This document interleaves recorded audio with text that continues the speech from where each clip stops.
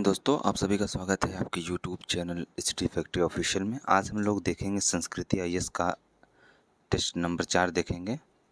जो यूपीपीसी का रीटेस्ट हो रहा है उसी का टेस्ट नंबर 4 हम लोग देखेंगे। तो चलिए हम लोग बिना देरी करते हुए शुरू करते हैं। पहला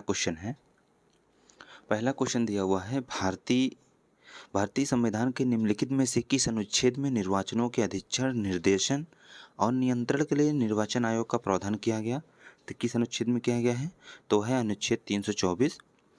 अगला है, भारत के संविधान संशोधन विधेयक के संदर्भ में निम्नलिखित में से कथनों पर विचार कीजिए।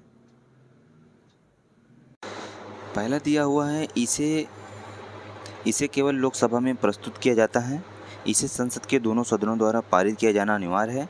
विधेयक पर मतभेद की स्थिति में संयुक्त बैठक का प्रावधान है।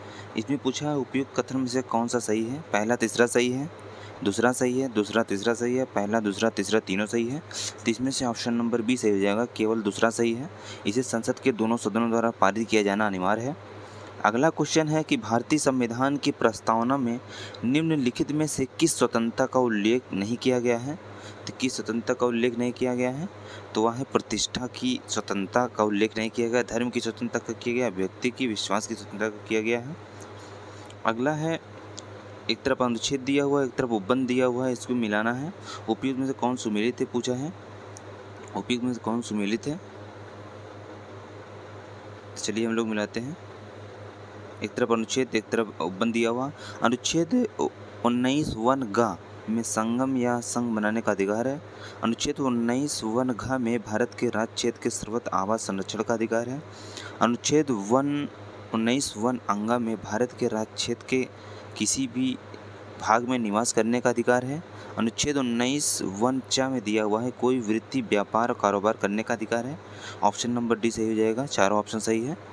अगला क्वेश्चन दिया हुआ है 5वां नंबर, निम्नलिखित में से कौन से विषय 11वीं अनुसूची में शामिल है? तो कौन सा विषय 11वीं अनुसूची में शामिल है? निम्नलिखित में से कौन सा विषय 11वीं अनुसूची में शामिल है? तो कौन सा विषय शामिल है? सार्वजनिक वितरण प्रणाली जो है 11वीं अनुसूची में शामिल है। अगला क्वेश्चन देखते हैं, 6वां नंबर क्या कहता है। इसमें से देखें, 11वीं अनुसूची में कोड दिया हुआ है, मिलाना है। पहला और दूसरा जो है सार्वजनिक वितरण प्रणाली और गरीबी उन्मूलन, ये दोनों शामिल हैं। ऑप्शन नंबर ए सही हो जाएगा। 6वां क्वेश्चन क्या कहता है, भारतीय संविधान का निम्नलिखित में से कौन सा उपबंध यूएसए के संविधान से लिया गया है? तो कौन सा उपबंध लिया गया है? न्यायिक पुनर्विलोकन की शक्ति जो है, न्यायिक पुनर्विलोकन शक्ति यूएसए के संविधान से लिया गया है। अगला क्वेश्चन है 7वां नंबर, निवारक नज़रबंदी के अंतर्गत किसी व्यक्ति को अधिकतम कितनी अवधि तक कारावास में रखा जा सकता है? तो कितनी अवधि तक रखा जा सकता है? लगभग 3 माह तक रखा जा सकता है, लगभग 3 माह तक रखा जा सकता है। 8वां नंबर क्वेश्चन है, राज्य दिया हुआ है और गठन का वर्ष दिया हुआ है, इसमें से मिलाना है कौन सा सही है। तो 8वां में देखते हैं, गुजरात का गठन जो 1960 में हुआ, सही है। महाराष्ट्र की बात कर लेते हैं तो महाराष्ट्र का गठन 1960 में इसका भी हुआ था, 61 में नहीं हुआ था। पंजाब की बात कर लेते हैं तो पंजाब का गठन 1966 में हुआ था, ना कि 1965 में, 1966 में। हरियाणा का गठन 1966 में हुआ था। ऑप्शन नंबर 1 और 4 सही है, ऑप्शन नंबर बी इसका आंसर हो जाएगा। अगला है 9वां क्वेश्चन कहता है, निम्नलिखित में से किस संविधान संशोधन द्वारा संपत्ति के अधिकार को मौलिक अधिकार के स्थान पर विधिक अधिकार रूप में सूचीबद्ध किया गया? तो किस संशोधन के तहत किया गया? 42वां संविधान संशोधन 1976 में जो हुआ, 1976 में इसके तहत मौलिक अधिकार, संपत्ति के अधिकार को मौलिक अधिकार के स्थान पर विधिक अधिकार के रूप में किया गया है।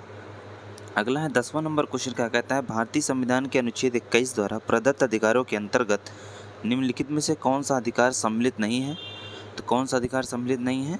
स्वयं अपने विरुद्ध साक्षी होने का संरक्षण, शोषण मुक्त एवं गरिमापूर्ण जीवन का अधिकार है, आश्रय और आजीविका का अधिकार है, हिरासत के शोषण के विरुद्ध अधिकार है। यही नहीं, ऑप्शन नंबर डी सही हो जाएगा 10वां का। 11वां नंबर क्वेश्चन देखते हैं, 11वां नंबर क्वेश्चन क्या कहता है, राज्य की नीति निर्धारक तत्वों के संदर्भ में निम्नलिखित कथनों पर विचार कीजिए। इसका उद्देश्य सामाजिक एवं आर्थिक न्याय सुनिश्चित करना है। यह न्यायपालिका द्वारा परिवर्तनीय नहीं है। संसद निदेशक तत्वों को लागू करने हेतु मौलिक अधिकारों में संशोधन नहीं कर सकती। उपयुक्त कथन में से कौन सा कथन सही है? उपयुक्त कथन में से कौन सा कथन सही है? तो इसमें ऑप्शन नंबर ए और ऑप्शन नंबर बी दोनों ऑप्शन सही हो जाएगा, ऑप्शन ए। अगला है, संविधान की 6वीं अनुसूची में कुछ राज्यों में जनजातीय क्षेत्रों के प्रशासन के संबंध में उपबंध किया गया है। निम्नलिखित में से कौन सा राज्य इसमें सम्मिलित नहीं है? तो इसमें कौन सा राज्य सम्मिलित नहीं है? सिक्किम जो है इस सम्मिलित नहीं है। जनजातीय क्षेत्रों की बात कर लेते हैं। इसका एक ट्रिक है, ATM square. ATM square Assam, Assam, Tripura, Meghalaya और नेक्स्ट है मिजोरम। इसका यही ट्रिक है, एटीएम स्क्वायर। अगला देख लेते हैं 13वां नंबर क्वेश्चन, लोकसभा अध्यक्ष के द्वारा किसी विधेयक को धन विधेयक के रूप में मान्यता देने के लिए उस विधेयक में निम्नलिखित में से किस उपबंध का होना आवश्यक है? किस उपबंध का होना आवश्यक है? तो भारत सरकार द्वारा दिए जाने वाले ऋणों का विनियमन, आकस्मिकता निधि की अभिरक्षा, संचित निधि में से धन का विनियोग, किसी व्यय को संचित निधि पर भारित। ऑप्शन नंबर डी चारों सही हो जाएगा। अगला है 14वां नंबर, निम्नलिखित में से कौन राष्ट्रपति के निर्वाचन मंडल में सम्मिलित नहीं है? तो राष्ट्रपति के निर्वाचन मंडल में कौन सम्मिलित नहीं है? राष्ट्रपति के निर्वाचन मंडल की बात करते हैं। राष्ट्रपति के निर्वाचन मंडल की बात करते हैं। राष्ट्रपति के निर्वाचन मंडल की बात करते हैं। पूछा है कौन सम्मिलित नहीं है, तो लोकसभा के निर्वाचित सदस्य हैं, राज्यसभा के निर्वाचित सदस्य भी हैं, विधानसभा के निर्वाचित सदस्य हैं, विधान परिषद के निर्वाचित सदस्य नहीं। ऑप्शन नंबर डी हो जाएगा। अगला क्वेश्चन है, लोक लेखा समिति के संदर्भ में निम्नलिखित कथनों पर विचार कीजिए। इस समिति का उद्देश्य सरकारी सेवाओं में वित्तीय अनियमितताओं की ओर ध्यान आकर्षित करना है, या किसी मंत्री को समिति का सदस्य नियुक्त किया जाता है। यदि किसी मंत्री को समिति का सदस्य नियुक्त किया जाता है तो वह स्वतः ही समिति का अध्यक्ष हो जाता है। राज्यसभा के सदस्य इस समिति के सदस्य होंगे। पूछा है उपयुक्त में से कौन सा सही है? पहला सही है, पहला तीसरा सही है, दूसरा तीसरा सही है, पहला दूसरा तीसरा तीनों सही है। तो इसमें से कौन सही हो जाएगा? ऑप्शन नंबर बी, पहला और तीसरा सही है। अगला है निम्नलिखित में से कौन सा लोकसभा की विशेष शक्तियां हैं? तो लोकसभा की विशेष शक्तियां कौन सी हैं? धन विधेयक में संशोधन प्रस्तावित करना, मंत्रिपरिषद का सामूहिक उत्तरदायित्व, कार्यपालिका पर नियंत्रण, उपराष्ट्रपति के निर्वाचन में भागीदारी। इसमें कौन सा सही हो जाएगा? ऑप्शन नंबर बी, केवल दूसरा सही हो जाएगा, मंत्रिपरिषद का सामूहिक रूप से उत्तरदायी। अगला है 17वां नंबर क्वेश्चन है, राष्ट्रीय आपातकाल की उद्घोषणा के संदर्भ में निम्नलिखित कथनों में से कौन सा सही है? राष्ट्रीय आपातकाल की उद्घोषणा के संदर्भ में निम्नलिखित में से कौन सा सही है? तो इसमें कौन सा सही हो जाएगा? इसमें से सही हो जाएगा, संसद द्वारा 6 माह के प्रस्ताव पारित करके इसे कितनी भी अवधि तक बढ़ाया जा सकता है। ऑप्शन नंबर डी, बाकी सब गलत है। अगला क्वेश्चन 18वां नंबर क्या कहता है, निम्नलिखित में से कौन सी भारतीय संविधान में वर्णित धर्मनिरपेक्षता की विशेषता नहीं है? तो धर्मनिरपेक्षता की विशेषता कौन नहीं है? राज्य द्वारा लोगों की धार्मिक स्वतंत्रता का हनन नहीं है, राज्य द्वारा समर्थित धार्मिक सुधारों की अनुमति सही है, व्यक्ति और समुदाय दोनों के अधिकारों का संरक्षण ये भी सही है, धर्म में राज्यसभा के सैद्धांतिक हस्तक्षेप की अनुमति नहीं है। ऑप्शन नंबर डी जो है यही गलत है। अगला है, लोकसभा में अनुसूचित जनजातियों के लिए कितने स्थान आरक्षित किए गए हैं? कितने स्थान आरक्षित किए गए हैं लोकसभा में? तो लोकसभा में जो है ये 47 सीट आरक्षित है अनुसूचित जनजातियों के लिए। अगला क्वेश्चन देखते हैं 20वां नंबर क्या कहता है, निम्नलिखित में से किस संवैधानिक उपबंधों में संशोधन साधारण बहुमत से किया जाता है? नए राज्यों का प्रवेश और गठन, जनजातीय क्षेत्र का प्रशासन, 7वीं अनुसूची में प्रस्तुत विषय, विधान परिषदों का गठन। 1 4 सही है, 2 3 सही है, 1 2 4 सही है, 1 2 3 4 चारों सही है। तो इसमें जो है ऑप्शन नंबर सी 1 2 4 सही है, तीसरा गलत है। अगला क्वेश्चन है, राष्ट्रपति फखरुद्दीन अली अहमद की मृत्यु के पश्चात निम्नलिखित में से किसने कार्यवाहक राष्ट्रपति के रूप में दायित्व का निर्वहन किया? तो किसने किया था? तो वो थे वी.डी. जत्ती थे, वी.डी. जत्ती जी थे। अगला है, निम्नलिखित में से कौन सा संघ सूची का विषय नहीं है? कौन सा संघ सूची का विषय नहीं है? तो कौन सा नहीं है? समाचार पत्र जो है संघ सूची का विषय नहीं है। अगला दिया हुआ है निम्नलिखित किन आधारों पर सरकार द्वारा धार्मिक स्वतंत्रता को प्रतिबंधित किया गया है? लोक व्यवस्था, सामाजिक समरसता, स्वास्थ्य, नैतिकता, तो किसके उस पर प्रतिबंधित किया गया है? पहला, तीसरा और चौथा। ऑप्शन नंबर सी सही हो जाएगा। अगला है 24वां नंबर क्वेश्चन है, निम्नलिखित में से कौन सा अधिकार भारतीय नागरिकों के साथ गैर नागरिकों को भी प्राप्त है? तो कौन सा अधिकार है? तो वह विधि के समक्ष समानता का अधिकार भारतीय नागरिकों के साथ साथ विदेशी नागरिकों को भी प्राप्त है। ठीक, अगला क्वेश्चन देखते हैं। 25वां नंबर कथन और कारण दिया हुआ है, कथन और कारण से संबंधित है। तो क्वेश्चन क्या कहता है कि अभिकथन है, सर्वोच्च न्यायालय नागरिकों के मौलिक अधिकार का संरक्षक है। सर्वोच्च न्यायालय किसी कानून को गैर संवैधानिक घोषित कर उसे लागू होने से रोक सकता है। तो 25वां का ऑप्शन नंबर ए सही हो जाएगा। यार दोनों सही, आर्य की सही व्याख्या करता है। अगला क्वेश्चन 26वां है, वर्णरंधा के संदर्भ में निम्नलिखित कथनों पर विचार कीजिए। यह एक आनुवंशिक विकार है। इस रोग में महिलाओं के ग्रसित होने की संभावना सर्वाधिक है। इसमें व्यक्ति लाल और हरे रंग में विभेद नहीं कर पाता। पहला दूसरा सही है, पहला तीसरा सही है, दूसरा तीसरा सही है, पहला दूसरा तीसरा सही है। तो इसमें कौन सा सही हो जाएगा? इसमें से पहला और तीसरा सही, ऑप्शन नंबर बी। अगला क्वेश्चन है, निम्नलिखित में से कौन सुमेलित नहीं है पूछा है। एक तरफ हार्मोन्स दिया हुआ है, दूसरी तरफ कार्य दिए हुए हैं। एक तरफ हार्मोन, दूसरी तरफ कार्य दिया हुआ है। प्रोजेस्टेरॉन का कार्य क्या है? दुग्ध ग्रंथियों का परिवर्धन करना। एस्ट्रोजन का कार्य है मादा में द्वितीयक लक्षणों का प्रकटन। ऑक्सीटोसिन का कार्य है गर्भाशय संकुचन को प्रेरित करना। कार्टिसोल गर्भाशय ग्रीवा को प्रसव के लिए तैयार करता है। नहीं, ऑप्शन नंबर डी गलत है। अगला क्वेश्चन है 28वां नंबर, निम्नलिखित में से कौन सा ऐसे व्यक्ति द्वारा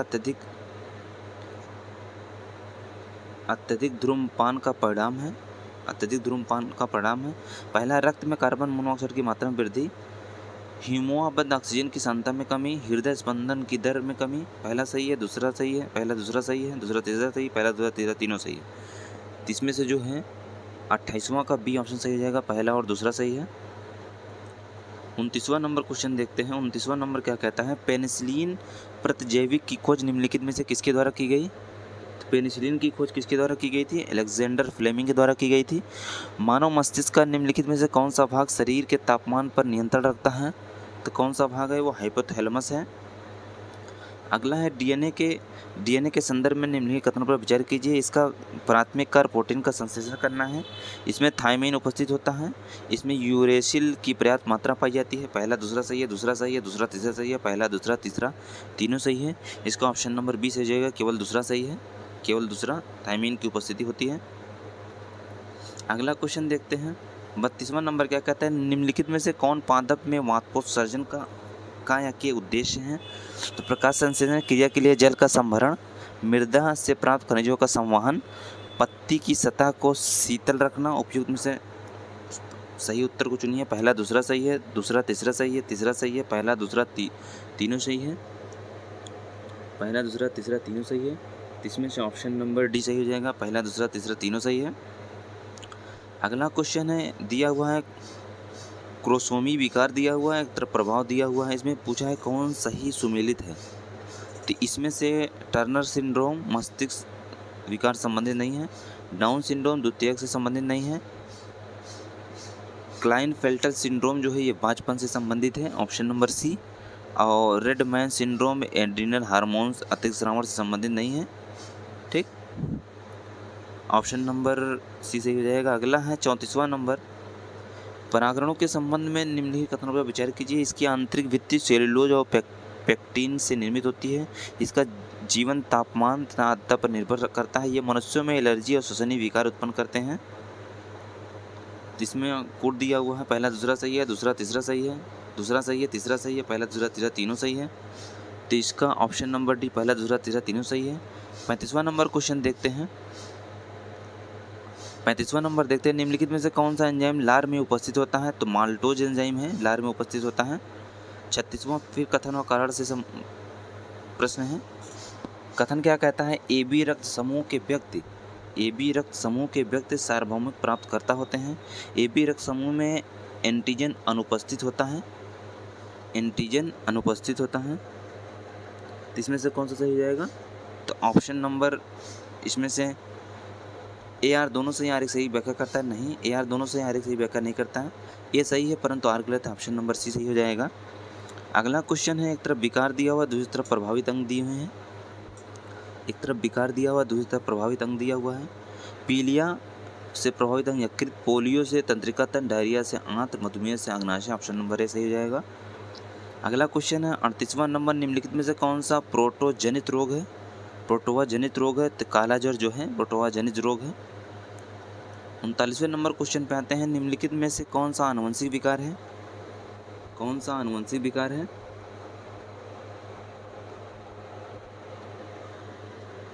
तो कौन सा आनुवंशिक विकार है? तो ये sickle cell anaemia, haemophilia, sleeping sickness, Down syndrome. पहला दूसरा सही है, तीसरा चौथा सही है, पहला दूसरा चौथा सही है, पहला दूसरा तीसरा चौथा सही है। इसमें से ऑप्शन नंबर सी हो जाएगा, पहला दूसरा चौथा सही है। अगला है, जीव विज्ञान की निम्नलिखित में से किस शाखा के अंतर्गत कोशिकाओं का अध्ययन किया जाता है? तो किस शाखा के अंतर्गत किया जाता है? किस शाखा के अंदर किया जाता है कोशिकाओं का अध्ययन? तो कोशिका के अध्ययन की बात करते हैं तो साइटोलॉजी में इसका अध्ययन किया जाता है। अगला है पादपों में लघु बीजाणु धानी की संरचना के संदर्भ में कथनों पर विचार कीजिए। इसकी भित्ति 4 परतों से निर्मित होती है। एपिडर्मिस इसमें सबसे आंतरिक परत है। टेपिटेम की कोशिकाएं साइटोप्लाज्म से युक्त होती हैं। इसमें से पहला दूसरा सही है, पहला तीसरा सही है, दूसरा तीसरा सही है, पहला दूसरा तीसरा सही है। इनमें से ऑप्शन नंबर बी सही हो जाएगा, पहला और तीसरा सही है। अगला है 42वां नंबर, बहुराष्ट्रीय कंपनियों द्वारा संबंधित राष्ट्र के अनुमोदन के बिना जैव संसाधनों का उपयोग निम्नलिखित में से क्या कहलाता है? तो क्या कहलाता है? बायोपायरेसी कहलाता है। अगला है, निम्नलिखित में से किस विटामिन की कमी से मानव में रिकेट्स नामक रोग हो जाते हैं? मानव में रिकेट्स नामक रोग हो जाते हैं। तो किसकी कमी से होते हैं? विटामिन सी की कमी से होते हैं। अगला है, निम्नलिखित में से कौन प्रोटीन का कार्य नहीं है? तो प्रोटीन का कार्य कोशिकाओं में वृद्धि एवं समरसता, हार्मोन्स का संश्लेषण, शरीर के तापमान का नियंत्रण, एंटीबॉडीज के रूप में शरीर की सुरक्षा। इसमें है मानव शरीर के तापमान का नियंत्रण, प्रोटीन का कार्य नहीं है। 45वां नंबर है, एक तरफ पादप दिया हुआ दूसरी तरफ वर्ग दिए हुए हैं, इनको मिलाना सम्मिलित करना है। पादप दिया हुआ है और दूसरी तरफ वर्ग दिया हुआ है, इनको सुमेलित करना है। तो चलिए मिलाते हैं। क्लैमाइडोमोनास इस सवाल से संबंधित है। स्फेग्नम मास वर्ग से संबंधित है। सिलेजिनेला, टेरिडोफाइट, साइकस, जिम्नोस्पर से संबंधित है। ऑप्शन नंबर सी सही हो जाएगा। अगला है 46वां नंबर, निम्नलिखित में से कौन सा सही नहीं है पूछा है। निम्नलिखित में से कौन सा सही नहीं है? तो इसमें से फाइब्रिनोजन नामक प्रोटीन प्लाज्मा में पाई जाती है। लाल रक्त कणिकाओं का विनाश प्लीहा में होता है। वयस्क अवस्था में लाल रक्त कणिकाएं अस्थिमज्जा में निर्मित होती हैं। लाइकोसाइट में हीमोग्लोबिन पर्याप्त मात्रा में उपस्थित होती है। तो इसमें से पूछा है कौन सा सही नहीं है? ऑप्शन नंबर डी सही नहीं है। अगला है, निम्नलिखित में से किस रोग की पुष्टि के लिए मार्कटोस परीक्षण किया जाता है? तो किस रोग की पुष्टि के लिए किया जाता है? तपेदिक के लिए किया जाता है। अगला है 48वां नंबर, मनुष्य के पैर की निम्नलिखित अस्थियों को उनकी अवस्थिति के आधार पर ऊपर से नीचे के क्रम में व्यवस्थित कीजिए। नीचे दिए गए कूट को मिलाइए। तो सबसे पहले है एलियम, उसके बाद है फीमर, पहले नंबर, दूसरे नंबर फीमर, तीसरे नंबर फेबुला, चौथे नंबर में फेलेंजेजा। ऑप्शन नंबर बी सही हो जाएगा इसका। 49वां नंबर क्या कहता है, निम्नलिखित में से किसने कोच का सिद्धांत का प्रतिपादन किया? तो किसने किया था कोच का सिद्धांत का प्रतिपादन? स्लाइडेन और स्वान ने किया था। अगला नंबर देखते हैं 50वां नंबर क्वेश्चन क्या कहता है, निम्नलिखित में से कौन सत्य फल है? कौन सा सत्य फल है?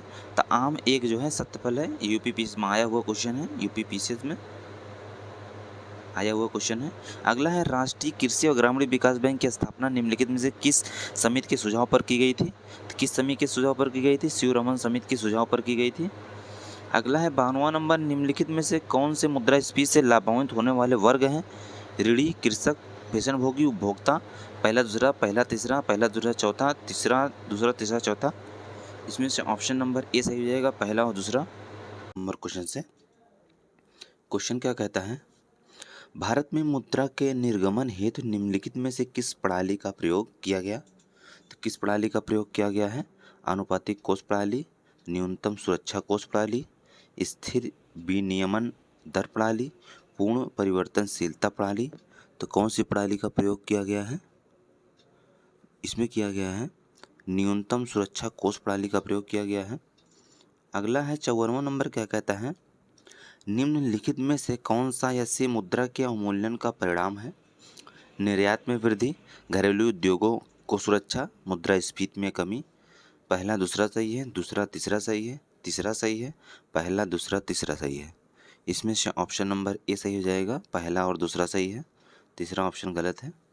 अगला है 55वां नंबर, निम्नलिखित में से कौन सा भारतीय रिजर्व बैंक की मुद्रा नीति का उद्देश्य नहीं है? इसमें पूछा है कौन सी मुद्रा नीति का उद्देश्य नहीं है। तो मुद्रा और साख की मात्रा का नियमन एवं नियंत्रण, आर्थिक विकास और स्थिरता में बढ़ोतरी, मुद्रास्फीति का नियंत्रण, राजकोषीय घाटे में कमी। तो इसका कौन सा हो जाएगा? ऑप्शन नंबर डी, राजकोषीय घाटे में कमी। यही नहीं होगा, बाकी सभी होंगे, पहला दूसरा तीसरा तीनों सही होगा। अगला है 56वां नंबर, क्वेश्चन क्या कहता है, in inquiry into the nature and college of the wealth of nation नामक पुस्तक के लेखक निम्नलिखित में से कौन है? तो इस पुस्तक के लेखक कौन है? एडम स्मिथ है, एडम स्मिथ द्वारा लिखा गया है। अगला है 57वां नंबर क्वेश्चन है, 57वां नंबर क्वेश्चन है, निम्नलिखित युग्मों पर विचार कीजिए। एक तरफ दिया हुआ है पद, दूसरी तरफ दिया हुआ है व्याख्या।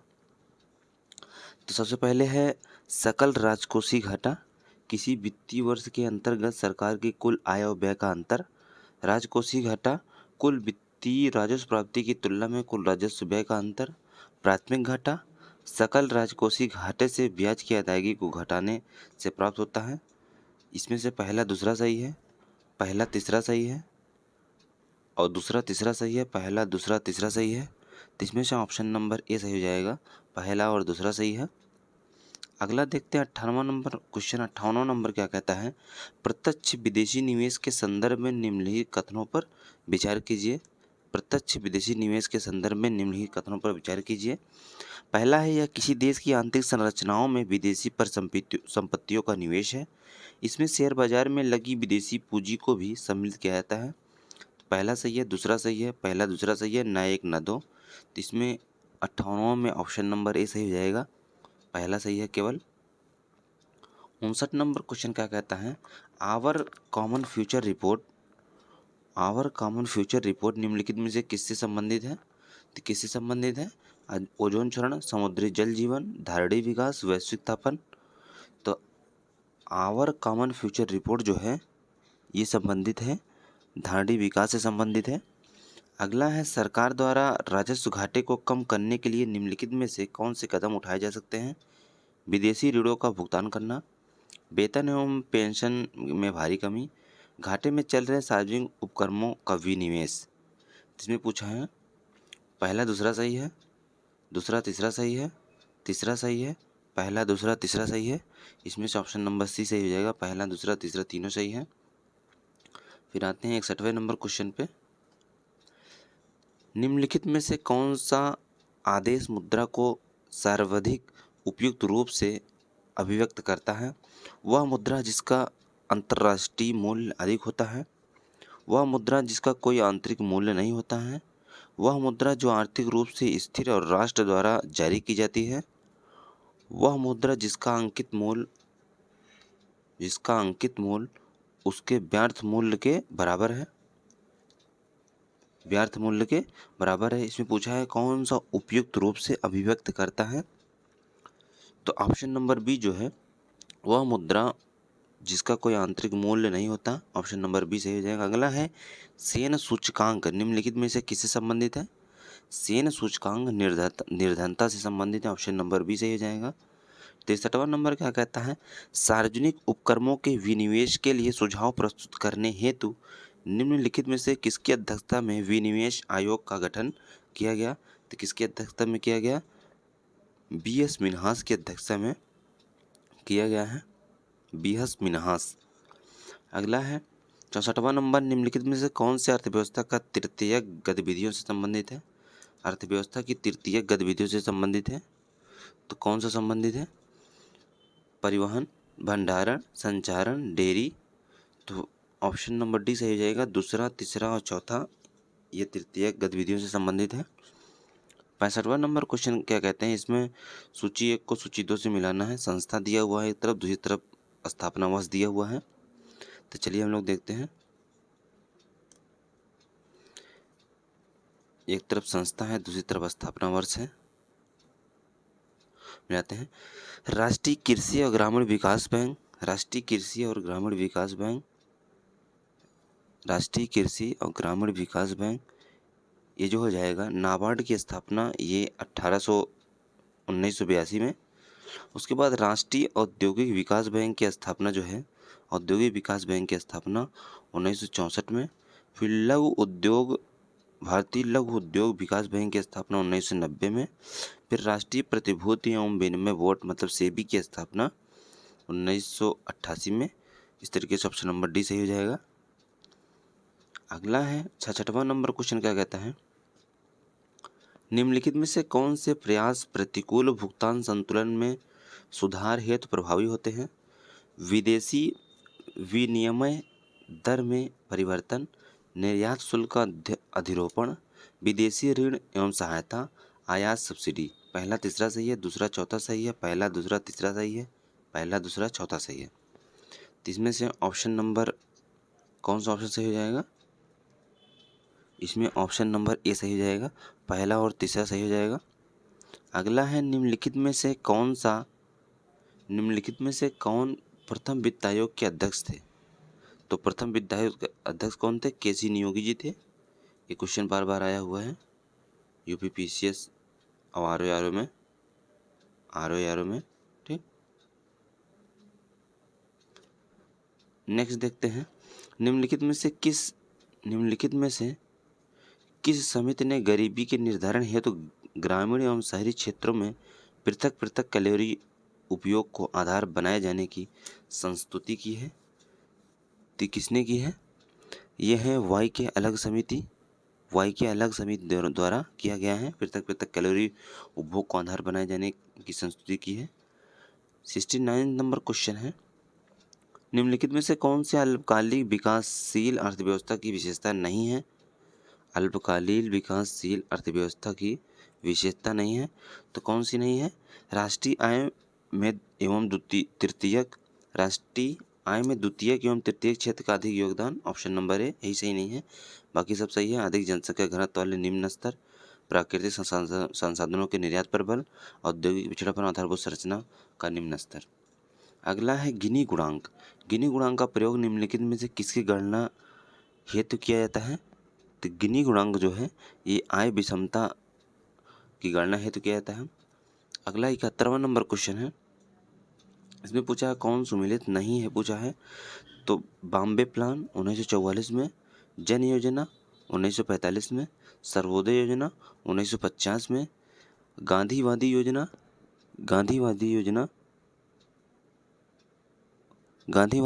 की बात कर लेते हैं तो यह 1954 में नहीं है, 1944 में है। ऑप्शन नंबर डी हो जाएगा, सही हो जाएगा। 72वां नंबर क्वेश्चन क्या कहता है, निम्नलिखित में से कौन से पूंजी खाते के घटक है? कौन पूंजी खाते के घटक है? विदेशी ऋण, विदेशी सहायता, पोर्टफोलियो निवेश, इक्विटी पूंजी। पहला तीसरा सही है, दूसरा चौथा सही है, पहला तीसरा चौथा सही है, पहला दूसरा तीसरा चौथा चारों सही है। तो इसमें से कौन सा सही हो जाएगा? ऑप्शन नंबर डी, पहला दूसरा तीसरा चौथा चारों सही है। नेक्स्ट क्वेश्चन देखते हैं। 73वां नंबर क्या कहता है, गुरुपद स्वामी समिति निम्नलिखित में से किससे संबंधित है? तो गुरुपद स्वामी की बात कर लेते हैं तो ये बाल श्रम से संबंधित है। गुरुपद स्वामी समिति बाल श्रम से संबंधित है। अगला है 74वां नंबर क्वेश्चन क्या कहता है, यह बेरोजगारी मुख्यतः विकसित देशों में पाई जाती है। यह व्यापार चक्र से संबंधित होता है। यह व्यापार चक्र के उस चरण में उत्पन्न होता है जब व्यापार क्षेत्र में मंदी की स्थिति आती है, इसकी प्रकृति अस्थायी होती है। उपयुक्त विशेषताएं बेरोजगारी के निम्नलिखित में किस प्रकार से संबंधित है? तो किस प्रकार की बेरोजगारी से संबंधित है? ये चक्रीय बेरोजगारी से संबंधित है। अगला है राष्ट्र निम्नलिखित में से कौन सा भारतीय रिजर्व बैंक द्वारा बैंक दर की कमी का परिणाम है? बैंक दर की कमी का परिणाम कौन है? तरलता में वृद्धि। तरलता में वृद्धि बैंक दर में कमी का परिणाम है। उसके बाद आते हैं हम लोग 76वें नंबर क्वेश्चन में। 76वें नंबर पे आते हैं, उच्च न्यायालय के संदर्भ में निम्नलिखित में से निम्नलिखित कथनों पर विचार कीजिए। यह एक अभिलेख न्यायालय है। इसका रेट क्षेत्राधिकार उच्च न्यायालय की तुलना में विस्तृत है। यह राज्यपाल द्वारा किसी संवैधानिक विषय पर मांगी गई सलाह देने के लिए बाध्य है। पहला दूसरा सही है, पहला तीसरा सही है, दूसरा तीसरा सही है, पहला दूसरा तीसरा सही है। तो इसमें से कौन सा सही हो जाएगा? ऑप्शन नंबर ए, पहला और दूसरा सही है। 77वां नंबर क्वेश्चन क्या कहता है? निम्नलिखित में से कौन से निर्वाचन आयोग के कार्यों में सम्मिलित है? राजनीतिक दलों को मान्यता प्रदान करना, निर्वाचन के समय आदर्श आचार संहिता लागू करना, संसद सदस्य की निर्भरता के प्रश्न पर राष्ट्रपति को सलाह देना। ऑप्शन पहला दूसरा सही है, पहला तीसरा सही है, दूसरा तीसरा सही है, पहला दूसरा तीसरा सही है। इसमें से कौन सा सही हो जाएगा? ऑप्शन नंबर डी, पहला दूसरा तीसरा सही है। 78वां नंबर क्वेश्चन क्या कहता है? निम्नलिखित में से किस संविधान संशोधन द्वारा लोकसभा एवं राज्य विधानसभाओं में स्थानों को 2026 तक यथावत रखने का निर्णय लिया गया है? तो किस संविधान संशोधन द्वारा किया गया है? ये 84वां संविधान संशोधन 2001 के द्वारा किया गया है। ऑप्शन नंबर ए सही हो जाएगा। अगला है, भारतीय संविधान में उल्लिखित अवशिष्ट शक्तियों का सिद्धांत निम्नलिखित में से किस देश से लिया गया है? भारतीय संविधान में उल्लिखित अवशिष्ट शक्तियों का सिद्धांत किस देश से लिया गया है? तो कनाडा के संविधान से लिया गया है। अगला है, निम्नलिखित युग्मों पर विचार कीजिए। एक तरफ राष्ट्रपति की न्यायिक शक्तियाँ दी हुई है, एक तरफ आशय दिया हुआ है। तो पहला है प्रविलंबन। प्रविलंबन दंड के स्वरूप में परिवर्तन किए बिना उनकी मात्रा में कमी। विराम मूल रूप से दिए गए दंड का विशेष परिस्थिति में कम करना। परिहार विधि द्वारा निर्धारित दंड की अस्थायी रूप से टालना। लघुकरण दंड के स्वरूप में परिवर्तन कर उसे कम करना। इसमें पूछा है कौन सा सही है? पहला तीसरा सही है, दूसरा चौथा सही है, दूसरा तीसरा चौथा सही है, पहला दूसरा तीसरा चौथा चारों सही है। तो इसमें से कौन सा सही हो जाएगा? 80वां का ऑप्शन नंबर बी जो है सही हो जाएगा। दूसरा और चौथा सही हो जाएगा। दूसरा और चौथा सही हो जाएगा। ठीक,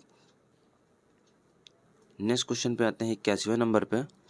निम्नलिखित में से किस संविधान संशोधन के लिए संसद के विशेष बहुमत के साथ ही आधे राज्य विधानमंडलों की स्वीकृति अनिवार्य है? तो किसके लिए अनिवार्य है? संसद एवं राज्य विधानमंडल के निर्वाचन से संबंधित विधेयकों के लिए अनिवार्य है, संशोधन के लिए अनिवार्य है। अगला है, भारतीय संविधान के निम्नलिखित में से किस अनुसूची में विभिन्न पदाधिकारियों द्वारा ली जाने वाली शपथ या प्रतिज्ञान के स्वरूप का उल्लेख है? शपथ एवं प्रतिज्ञान के स्वरूप का उल्लेख है। तो तीसरी अनुसूची में है। तीसरी अनुसूची में शपथ, शपथ 3 वर्ड आ रहा है ना, तो तीसरी अनुसूची। ठीक, शपथ 3 वर्ड आ रहा है, पहला दूसरा तीसरा, तो शपथ तीसरी अनुसूची में है। ठीक, अगला है, उच्चतम न्यायालय के संदर्भ में निम्नलिखित कथनों पर विचार कीजिए। इनमें से कौन सही नहीं है पूछा है। तो पहला है, यह संविधान द्वारा मौलिक अधिकारों का संरक्षक है। संविधान तथा मौलिक अधिकारों का संरक्षक है। इसे अपने निर्णय के पुनर्वलोकन का अधिकार है। राष्ट्रपति के निर्वाचन से संबंधित विवादों में अंतिम व्यवस्थापक है। अनुच्छेद 143 के अंतर्गत इसके द्वारा की गई सलाह राष्ट्रपति पर बाध्यकारी है। तो इसमें से ऑप्शन नंबर डी जो है यही नहीं सही है, बाकी सभी सही है, पहला दूसरा तीसरा। अगला है, विधान परिषद विधानसभा द्वारा पारित किसी विधेयक को अधिकतम कितनी अवधि तक अपने पास रोक सकती है? तो कितनी अवधि तक रोक सकती है? 4 माह तक। 4 माह तक रोक सकती है। अगला है, निम्नलिखित में से किस संविधान संशोधन द्वारा राष्ट्रपति के लिए मंत्रिपरिषद की सलाह को बाध्यकारी बना दिया गया है? तो किस संविधान संशोधन द्वारा बाध्यकारी बना दिया गया है? ऑप्शन नंबर बी जो है 42वां संविधान संशोधन 1976। 42वां संविधान संशोधन 1976 द्वारा बाध्यकारी बना दिया गया है। अगला है, निम्नलिखित में से कौन से संवैधानिक प्रावधान सशक्त केंद्र की स्थापना करते हैं? राज्यपाल की नियुक्ति आपातकालीन प्रावधान, राज्यों का अस्तित्व संसद पर निर्भर, आय के प्रमुख संसाधनों पर केंद्र का नियंत्रण। पहला तीसरा सही है, दूसरा चौथा सही है, दूसरा तीसरा चौथा सही है, पहला दूसरा तीसरा चौथा चारों सही। तो इसमें से ऑप्शन नंबर डी सही हो जाएगा, चारों सही है। 27वां नंबर क्वेश्चन क्या कहता है, भारतीय संविधान के निम्नलिखित में से किस खंड के अंतर्गत गायों, बछड़ों व अन्य दुधारू पशुओं और वाहक पशुओं के वध पर निषेध किया गया है? वाहक पशुओं के वध पर निषेध किया गया है, तो किसमें किया गया है? डीपीएसपी में, राज्य के नीति निदेशक तत्व में, डीपीएसपी में। अगला है, महान्यायवादी के संदर्भ में निम्नलिखित में से कौन सा कथन सही नहीं है? महान्यायवादी के संदर्भ में निम्नलिखित में से कौन सा कथन सही नहीं है? तो कौन सा कथन सही नहीं है? यह राष्ट्रपति की वैधानिक विषयों पर सलाह देता है, यही सही नहीं है, बाकी सभी सही है। इसे राष्ट्रपति द्वारा नियुक्त किया जाता है, इसे कार्यकाल की सुरक्षा प्राप्त नहीं है, इसे संसद की समिति में भाग लेने और बोलने का अधिकार प्राप्त है। 89वां नंबर क्वेश्चन क्या कहता है, लोकसभा अध्यक्ष की अनुपस्थिति में संसद के संयुक्त अधिवेशन की अध्यक्षता निम्नलिखित में से किसके द्वारा की जाती है? तो संयुक्त अधिवेशन की अध्यक्षता लोकसभा के अध्यक्ष के द्वारा की जाती है। अगला क्वेश्चन है, निम्नलिखित में से कौन भारतीय संविधान के निर्माण के लिए गठित प्रारूप समिति के अध्यक्ष थे? तो कौन अध्यक्ष थे? जवाहरलाल नेहरू, राजेंद्र प्रसाद, जवाहरलाल नेहरू, बी.आर. अम्बेडकर, सरदार वल्लभ भाई पटेल। तो प्रारूप समिति के अध्यक्ष उस टाइम डॉक्टर भीमराव अम्बेडकर थे। प्रारूप समिति के अध्यक्ष भीमराव अम्बेडकर थे। जवाहरलाल नेहरू की बात कर लेते हैं, तो ये संघीय संविधान समिति के सदस्य थे, संघीय संविधान के। और राजेंद्र प्रसाद की बात कर लेते हैं, राजेंद्र प्रसाद और वल्लभ भाई पटेल की बात कर लेते हैं, तो वल्लभ भाई पटेल जो है ये प्रांतीय संविधान समिति के सदस्य थे, प्रांतीय संविधान समिति के सदस्य, और जवाहरलाल नेहरू संघीय संविधान समिति के सदस्य। फिर उसके बाद हम लोग आते हैं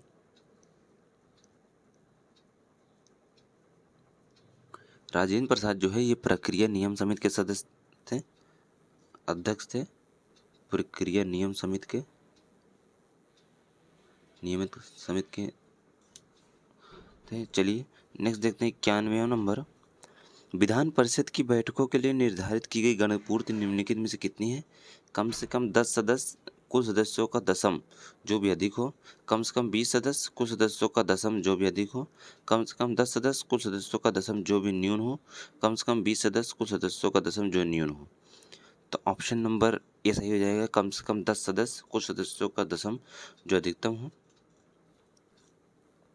नेक्स्ट क्वेश्चन देखते हैं 92वां नंबर, सूची 1 को सूची 2 से मिलाना है, कोड दिया हुआ है, इसमें से कोड दिया हुआ है। एक तरफ अनुच्छेद दिया हुआ है, दूसरी तरफ अनुबंध है, एक तरफ अनुच्छेद है, दूसरी तरफ अनुबंध है, ठीक। तो चलिए हम लोग मिलाते हैं। अनुच्छेद 249 जो है ये राष्ट्रीय हित में राज्य सूची के विषय पर विधि बनाने की शक्ति प्राप्त है, और अनुच्छेद 249 है। फिर अनुच्छेद क्या नाम है 250 जो है, अनुच्छेद 250 जो है ये आपात उद्घोषणा के प्रवर्तन की स्थिति में राज्य सूची के विषय पर विधि बनाने की शक्ति है। अनुच्छेद 252 जो है ये 2 या 2 से अधिक राज्यों की समझ से विधि बनाने की शक्ति प्राप्त है। अनुच्छेद 253 जो है ये अंतर्राष्ट्रीय करारों को प्रभावी बनाने के लिए विधान से संबंधित है। ऑप्शन नंबर सी जो है सही हो जाएगा। अगला क्वेश्चन है 93वां नंबर, विधिक सेवा प्राधिकरण के अंतर्गत निम्नलिखित में से कौन निःशुल्क विधिक सेवाएं प्राप्त करने के पात्र हैं? दिव्यांग व्यक्ति, हिरासत में व्यक्ति, अनुसूचित जनजातियों के सदस्य, वे व्यक्ति जिनकी आय 2 लाख से कम है। 1 2 सही है, 3 4 सही है, 1 2 3 सही है, 1 2 3 4 तीनों सही है, चारों सही है।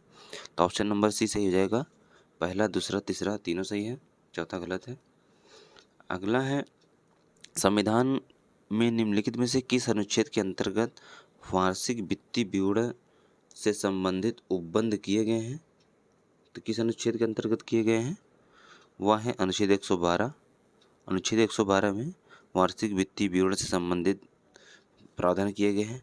अनुच्छेद 110 की बात कर लेते हैं जिसमें धन विधेयक से संबंधित है। अनुच्छेद 110 धन विधेयक से संबंधित है। अनुच्छेद 114 की बात कर लेते हैं तो ये विनियोग विधेयक से संबंधित है। विनियोग विधेयक से संबंधित है, ठीक। और अनुच्छेद 116 की बात कर लेते हैं तो ये लेखा अनुदान से संबंधित है। लेखा अनुदान से संबंधित है, ठीक। नेक्स्ट क्वेश्चन देखते हैं 95वां नंबर। राज्य लोक सेवा आयोग के अध्यक्ष सदस्यों को निम्नलिखित में से किस विधि द्वारा पदमुक्त किया जाता है? किस विधि द्वारा पदमुक्त किया जाता है?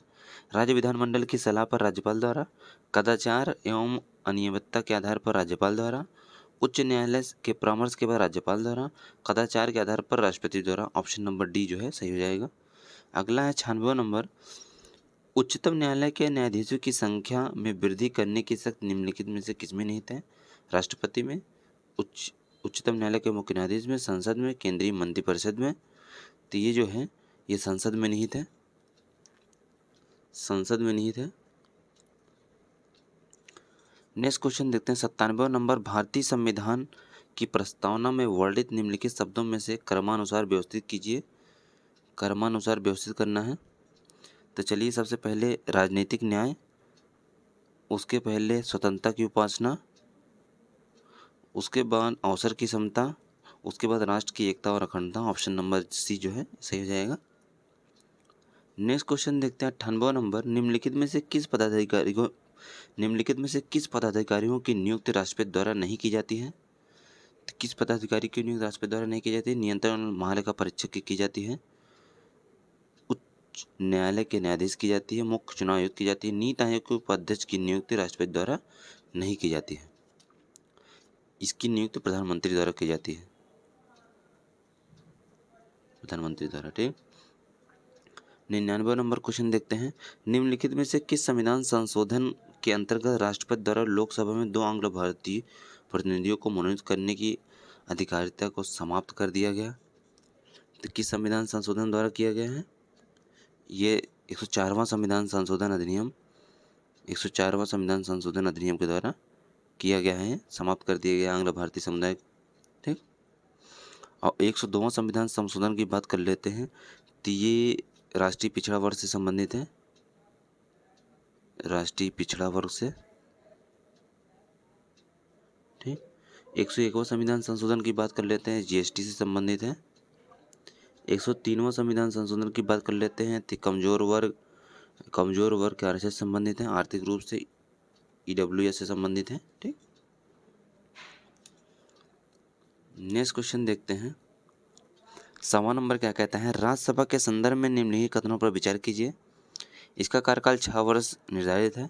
इसके सदस्य का निर्वाचन प्रत्यक्ष विधि से किया जाता है। इसमें राज्यों को समान प्रतिनिधित्व दिया जाता है। इसके सदस्य प्राक्कलन समिति में चुने जाते हैं। पहला तीसरा सही है, दूसरा चौथा सही है, दूसरा तीसरा चौथा सही है, पहला दूसरा चौथा सही है, पहला दूसरा तीसरा चौथा सही है। तो इसमें से कौन सा सही हो जाएगा? ऑप्शन नंबर बी, दूसरा और चौथा सही है। इस तरीके से हम लोगों ने लगभग है।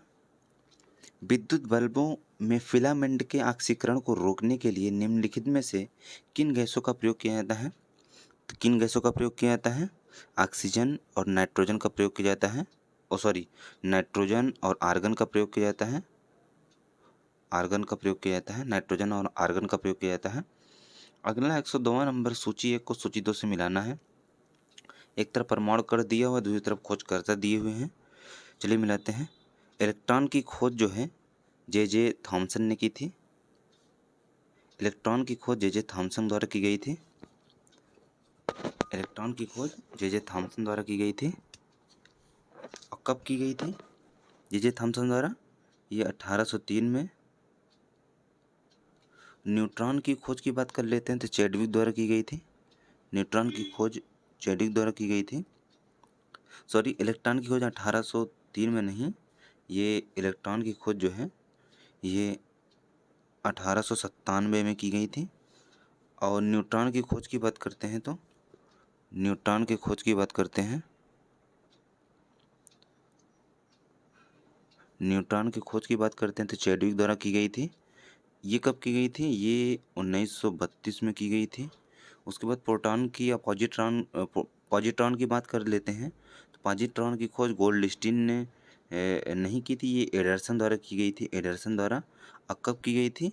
ये 1932 में की गई थी, 1932 में की गई थी। और प्रोटॉन की बात कर लेते हैं तो ये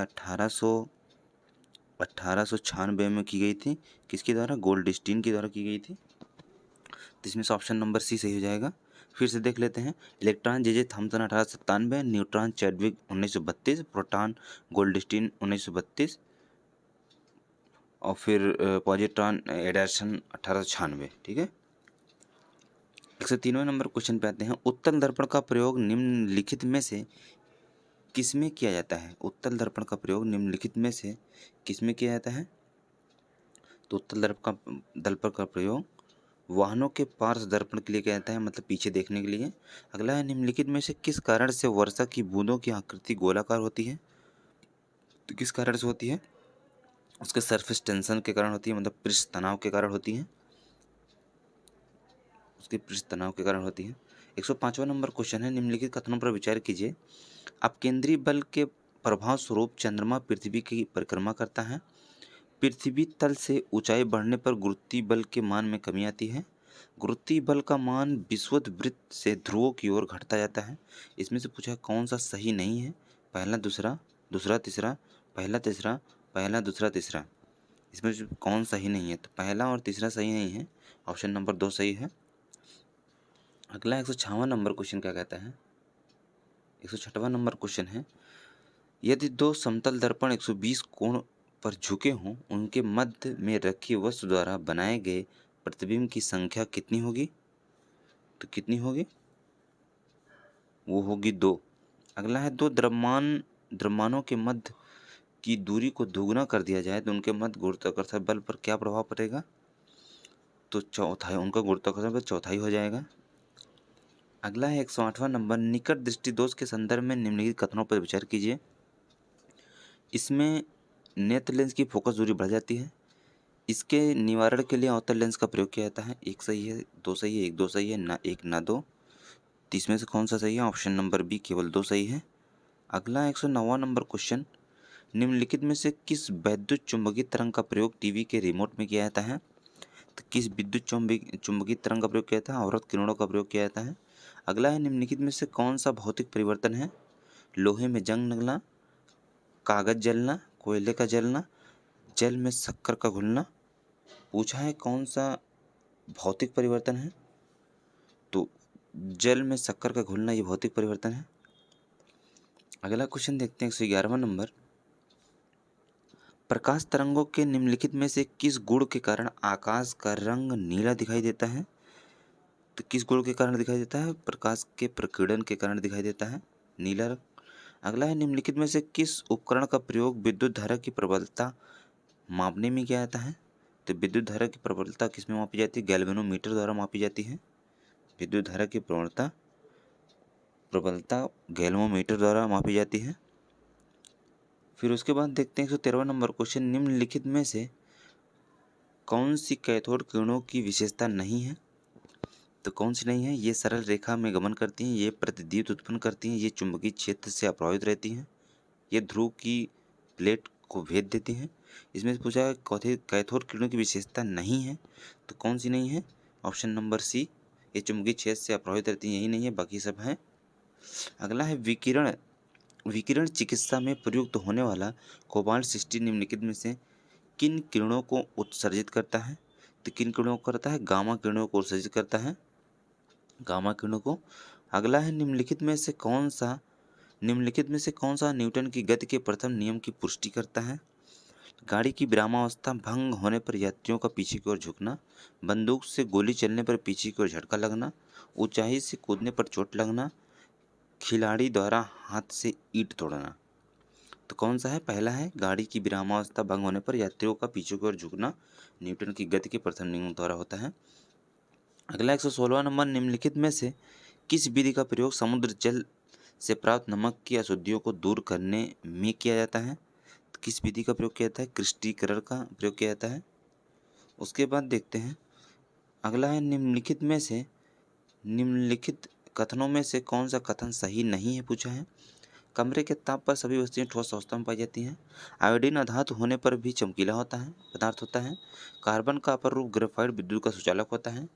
क्षारीय धातुओं का घनत्व एवं गलनांक कम होता है। इसमें से पूछा कौन सही नहीं है, तो पहला ऑप्शन जो है ये सही नहीं है, बाकी सब सही है। 118वें नंबर क्वेश्चन पे आते हैं। क्वेश्चन क्या कहता है, निम्नलिखित में से कौन से कारक वाष्पीकरण की दर को बढ़ाने में सहायक है। कम सतही क्षेत्रफल, तापमान में वृद्धि, आर्द्रता में वृद्धि, वायु की गति में वृद्धि। पहला तीसरा सही है, दूसरा चौथा सही है, पहला तीसरा चौथा सही है, दूसरा तीसरा चौथा सही है। तो 118वां में ऑप्शन नंबर बी सही हो जाएगा, दूसरा और चौथा सही है। ठीक, अगला 119वां नंबर क्वेश्चन देखते हैं। प्रकाश संश्लेषण प्रक्रिया के संदर्भ में निम्नलिखित में से कौन सा सही है। क्लोरोफिल द्वारा प्रकाश ऊर्जा का अवशोषण होता है। प्रकाश ऊर्जा का रासायनिक ऊर्जा में रूपांतरण। कार्बन डाइऑक्साइड का कार्बोहाइड्रेट में अपचयन। पहला दूसरा सही है, पहला तीसरा सही है, दूसरा तीसरा सही है, पहला दूसरा तीसरा तीनों सही है।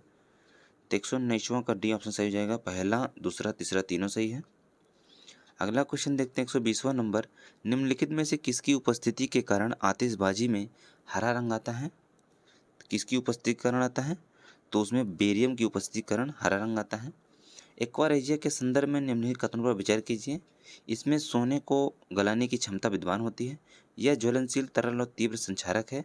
यह हाइड्रोक्लोरिक अम्ल और नाइट्रिक अम्ल का मिश्रण होता है। उपयुक्त कथन में से कौन सही है। पहला दूसरा सही है, पहला तीसरा सही है, दूसरा तीसरा सही है, पहला दूसरा तीसरा सही है। तो ऑप्शन नंबर डी, पहला दूसरा तीसरा तीनों सही है, पहला दूसरा तीसरा। 122वां नंबर क्या कहता है, निम्नलिखित में से किसका उपयोग चूहा विष के रूप में किया जाता है। तो किसका उपयोग किया जाता है, जिंक फास्फाइड का प्रयोग चूहा मारने वाली दवा के रूप में किया जाता है। अगला क्वेश्चन देखते हैं 123वां नंबर। सूची 1 को सूची 2 से मिलाना है। एक तरफ अम्ल दिया हुआ है, एक तरफ प्राकृतिक स्रोत दिए हुए हैं। अम्ल दिया हुआ है, प्राकृतिक स्रोत दिया हुआ है। तो चलिए देखते हैं, सबसे पहले एस्टिक अम्ल बात करते हैं। एस्टिक अम्ल सिरका में पाया जाता है, सिरका इसका स्रोत है। टार्टेरिक अम्ल की बात करते हैं। टार्टेरिक अम्ल जो है ये इमली में। और लैक्टिक अम्ल की बात करते हैं, लैक्टिक अम्ल दूध में पाया जाता है। ऑक्जेलिक अम्ल की बात कर लेते हैं, ऑक्जेलिक अम्ल टमाटर में पाया जाता है। ऑप्शन नंबर सी सही हो जाएगा। अगला क्वेश्चन है, जल में अस्थायी कठोरता को दूर करने के लिए निम्नलिखित में से किस विधि का प्रयोग किया जाता है। अस्थायी कठोरता को दूर करने के लिए किस विधि का प्रयोग किया जाता है, तो परम्यूटेड विधि का प्रयोग किया जाता है। अगला है, निम्नलिखित तत्वों को उनकी अभिक्रियाशीलता के आधार पर अवरोही क्रम में व्यवस्थित कीजिए। नीचे दिए कोड का प्रयोग कर सही उत्तर का चयन कीजिए। तो चलिए देखते हैं। सबसे पहले पोटेशियम, उसके बाद सोडियम, उसके बाद सोडियम, उसके बाद कैल्शियम, उसके बाद आपका मैग्नीशियम आएगा क्रियाशीलता में। ऑप्शन नंबर सी सही हो जाएगा। अगला क्वेश्चन है, निम्नलिखित में से कौन सा राष्ट्रीय आय की गणना के लिए आधार वर्ष है। राष्ट्रीय आय की गणना के लिए आधार वर्ष कौन सा है, तो आधार वर्ष 2011-12 बनाया गया है। अगला है, निम्न स्तरीय वस्तुओं के संदर्भ में निम्नलिखित कथनों पर विचार कीजिए। इन वस्तुओं की मांग और उपभोक्ता की आय में विपरीत संबंध होता है। मोटे अनाज को निम्न स्तरीय वस्तुओं में वर्गीकृत किया जाता है, वर्गीकृत किया जाता है। इसमें पूछा है पहला सही है, दूसरा सही है, पहला दूसरा सही है, ना एक ना दो। तो इसमें से सही हो जाएगा, पहला और दूसरा दोनों सही है। अगला है, निम्नलिखित में से कौन journal theory of employment interest in money नामक पुस्तक के लेखक हैं। तो इसके लेखक कौन है, जॉन मेनार्ड कीन्स जी हैं, जॉन मेनार्ड कीन्स हैं। इनके जन्म की बात करते हैं तो इनका जन्म जो है 1883 में हुआ था, यूके में। अगला है, निम्नलिखित में से कौन से भारतीय रिजर्व बैंक के कार्य हैं। मुद्रा का निर्गमन करना, मुद्रा आपूर्ति का नियमन नियंत्रण, सरकार का बैंकर, खुले बाजार की प्रक्रियाओं का संचालन। 1-2 सही है, 3-4 सही, 1-3-4 सही, 1-2-3-4 चारों सही है। तो इसमें से ऑप्शन नंबर डी सही हो जाएगा, चारों सही है। अगला 130वां नंबर, थोक मूल्य सूचकांक के संदर्भ में निम्नलिखित कथनों पर विचार कीजिए। इसका आधार वर्ष 2011-12 है। यह खुदरा कीमतों में औसत परिवर्तन का आकलन करता है। इसमें सेवा से संबंधित मदों को सम्मिलित नहीं किया जाता है। पहला दूसरा सही है, पहला तीसरा सही, दूसरा तीसरा सही है, पहला दूसरा तीसरा तीनों सही है। इसमें से कौन सा सही हो जाएगा, ऑप्शन नंबर बी, पहला और तीसरा सही है। अगला है निजी और सार्वजनिक क्षेत्र को निम्नलिखित में से किस आधार पर विभाजित किया जाता है? अनुबंध की अवधि, श्रमिकों की संख्या, गतिविधियों की प्रकृति, परिसंपत्तियों का स्वामित्व। तो किसके आधार पर किया जाता है? परिसंपत्तियों का स्वामित्व के आधार पर विभाजित किया जाता है। अगला 132वां नंबर दिया हुआ है, सूची दिया, सूची 1 को सूची 2 से मिलाना है। एक तरफ योजना दिया हुआ है, दूसरी तरफ प्रारंभ वर्ष दिया हुआ है। तो चलिए मिलाते हैं। प्रधानमंत्री रोजगार योजना कब प्रारंभ किया गया था? ये 1993 में किया गया था, प्रधानमंत्री रोजगार योजना। उसके बाद राष्ट्रीय रोजगार सृजन कार्यक्रम की बात कर लेते हैं तो 1995 में। स्वर्ण जयंती ग्राम स्वरोजगार योजना की बात करते हैं 1999 में। प्रधानमंत्री ग्रामोदय योजना 2000 में। ऑप्शन नंबर बी सही हो जाएगा। ठीक। 133वां नंबर क्वेश्चन क्या कहता है? निम्नलिखित में से कौन सी पूर्ण प्रतिस्पर्धात्मक बाजार की विशेषता नहीं है? बाजार में क्रेता एवं विक्रेता की सीमित संख्या, फर्मों का बाजार में स्वतंत्र प्रवेश एवं बहिर्गमन, फर्मों द्वारा एक स्वरूप वस्तुओं का उत्पादन एवं विक्रय, क्रेता एवं विक्रेता उत्पादों की कीमत और गुणवत्ता से परिचित होना। तो इसमें से कौन सा सही हो जाएगा? पूछा कौन सही नहीं है, तो पहला सही नहीं है, बाकी सब सही है। दूर दराज के ग्रामीण क्षेत्रों में बैंकिंग सेवाएं उपलब्ध कराने के उद्देश्य से निम्नलिखित में से किस क्षेत्रीय ग्रामीण बैंक की स्थापना की गई थी? किस वर्ष क्षेत्रीय ग्रामीण बैंक की स्थापना की गई थी? तो कब की गई थी? 1975 में की गई थी। 2 अक्टूबर 1975 में की गई थी। ठीक। अगला है 135वां नंबर, विनिमय दर प्रणाली के संदर्भ में निम्नलिखित कथनों पर विचार कीजिए। स्थिर विनिमय दर प्रणाली में सरकार एक निश्चित दर को बनाए रखने में सक्षम होती है। तिरती विनिमय दर बाजार मांग और पूर्ति की शक्तियों द्वारा निर्धारित होती है। पहला सही है, दूसरा सही है, पहला दूसरा सही है, ना एक ना दो। इसमें से सी ऑप्शन सही जाएगा, पहला और दूसरा सही है। 136वां नंबर क्वेश्चन देखते हैं। इस बेरोजगारी के अंतर्गत लोग वर्ष के कुछ महीनों में रोजगार से वंचित रह जाते हैं। यह बेरोजगारी मूलतः कृषि से संबंधित होती है, कृषि क्षेत्र में देखी जाती है। इसमें वर्ष के कुछ महीने अंततः व्यस्त होते हैं जबकि कुछ महीने काम नहीं मिल पाता। उपयुक्त विशेषताएं निम्नलिखित में किस बेरोजगारी को दर्शाती है? तो किस बेरोजगारी को दर्शाती है? मौसमी बेरोजगारी को दर्शाती है। ठीक, मौसमी बेरोजगारी को दर्शाती है। अगला है, निम्नलिखित में से कौन सा नकारात्मक दुष्प्रभाव उत्पन्न करने वाली गतिविधियों का पर आरोपित किया जाने वाला कर है? तो कौन सा कर है वो? पिगोवियन कर, पिगोवियन कर है। ठीक। अगला है, निम्नलिखित में से कौन से भारत में निर्धनता निवारण नीति के क्रियान्वयन में बाधक रहे हैं? भूमि और अन्य परिसंपत्तियों का असमान वितरण, अपर्याप्त वित्त आवंटन, अपर्याप्त प्रशिक्षण, भ्रष्टाचार, संसाधनों का व्यय, स्थानीय संस्थाओं की निम्न भागीदारी। निम्न कोटों का प्रयोग कर सही उत्तर का चयन कीजिए। पहला दूसरा तीसरा चौथा, पहला दूसरा चौथा, पहला दूसरा तीसरा चौथा। इसमें से ऑप्शन नंबर डी सही होगा, पहला दूसरा तीसरा चौथा चारों है। अगला है, वह मुद्रा जिसकी अंतर्राष्ट्रीय बाजार में आपूर्ति की तुलना में मांग अधिक होती है निम्नलिखित में से किस नाम से जानी जाती है? तो किस नाम से जानी जाती है? ये जो है दुर्लभ मुद्रा के नाम जानी जाती है। अगला है, भारत में निम्नलिखित में से किस आकार वाली जोत को मध्यम भू जोत के रूप में प्रदर्शित किया जाता है? 1 हेक्टेयर से कम जोत, 1 से 2 हेक्टेयर वाली जोत, 2 से 4 हेक्टेयर वाली, 4 से 10 हेक्टेयर वाली जोत को। तो 4 से 10 हेक्टेयर वाली जोत को मध्यम भू जोत के रूप में संदर्भित किया जाता है। अगला 141वां नंबर क्वेश्चन क्या कहता है? निम्नलिखित में से कौन सी भारतीय कृषि की विशेषता नहीं है? तो भारतीय कृषि की विशेषता कौन सी नहीं है? निर्वाह कृषि है, कृषि जनसंख्या पर दबाव है, नकदी फसलों की प्रधानता ये नहीं है, मानसून की निर्भरता है। अगला है, निम्नलिखित में से कौन सी रिपोर्ट अंतर्राष्ट्रीय श्रम संगठन द्वारा जारी की जाती है? तो कौन सी रिपोर्ट अंतर्राष्ट्रीय श्रम संगठन द्वारा जारी की जाती है? तो विश्व सामाजिक सुरक्षा रिपोर्ट जो है अंतर्राष्ट्रीय श्रम संगठन द्वारा जारी की जाती है। अंतर्राष्ट्रीय श्रम संगठन की बात कर लेते हैं तो इसकी स्थापना 1919 में हुई थी। इसकी स्थापना 1919 में हुई थी। ठीक। अगला है, देखते हैं, कृषि उपजों के लिए न्यूनतम समर्थन मूल्य के संदर्भ में निम्नलिखित कथनों पर विचार कीजिए। वित्त वर्ष 1986-87 में पहली बार न्यूनतम समर्थन मूल्य की घोषणा की गई। इसकी घोषणा कृषि लागत और मूल्य आयोग की संस्तुति पर की गई। पहला सही है, दूसरा सही है, पहला दूसरा सही है, ना एक ना दो। तो इनमें से ऑप्शन नंबर बी सही हो जाएगा, केवल 2 सही है। अगला है, सूची 1 को सूची 2 से मिलाना है। एक तरफ समिति दिया हुआ है, दूसरी तरफ क्षेत्र दिया हुआ है। एक तरफ समिति दिया हुआ है, दूसरी तरफ क्षेत्र दिया हुआ है। ठीक। तो चलिए मिलाते हैं। मल्होत्रा समिति किससे संबंधित है? बीमा क्षेत्र से संबंधित है। इसकी स्थापना मल्होत्रा समिति को 1993 में की गई थी। बीमा क्षेत्र से संबंधित है 1993 में। ठीक। और उसके बाद आते हैं हम लोग, उसके बाद आते हैं राजा चलैया समिति। राजा चलैया समिति ये कर सुधार से संबंधित है। ये 1991 में गठित हुई थी। चक्रवर्ती समिति की बात कर लेते हैं। तो इसकी स्थापना, इसकी मौद्रिक नीति प्रणाली से संबंधित है, मौद्रिक प्रणाली में सुधार से संबंधित है चक्रवर्ती समिति। ये 1982 में की गई थी। उसके बाद केलकर समिति की बात कर लेते हैं। ये प्रत्यक्ष और परोक्ष करारोपण से संबंधित है। प्रत्यक्ष एवं परोक्ष करारोपण से संबंधित, ऑप्शन नंबर सी सही हो जाएगा। अगला देखते हैं 145वां नंबर। निम्नलिखित में से किस वित्तीय वर्ष में केंद्रीय बजट में प्रभावी राजस्व घाटे की अवधारणा का समावेश किया गया है? तो किस में किया गया है? 2011-12 में। 2011-12 वर्ष को किया गया है। अगला है, निम्नलिखित में से कौन सा प्राथमिक घाटा को सर्वोत्तम रूप से निर्दिष्ट करता है? तो प्राथमिक घाटा राजस्व कोषीय घाटा और ब्याज अदायगी को सर्वोत्तम रूप से निर्दिष्ट करता है। नेक्स्ट क्वेश्चन देखते हैं।